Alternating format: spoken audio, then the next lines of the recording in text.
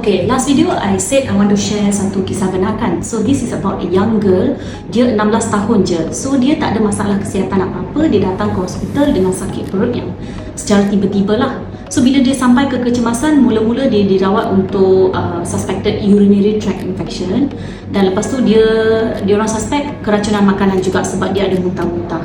So last dia rujuk kepada saya. Bila dia sampai kepada saya examine dia, buat scan, nampak adik dia mempunyai cyst yang sangat besar, 9 cm cyst sebab dia tak tahu.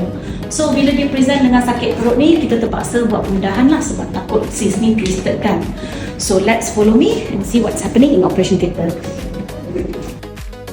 Kaedah yang kita guna ialah laparoskopi, iaitu pembedahan dilakukan melalui 3 lubang kecil saja. So melalui kaedah ini, pasien cepat sembuh dan sakit pun kurang daripada laparotomi.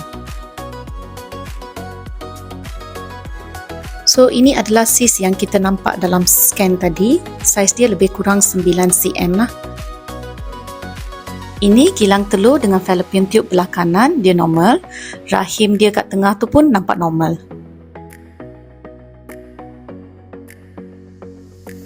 So cyst itu nanti kita akan potong dan kantung cyst tu akan dikeluarkan melalui endobag.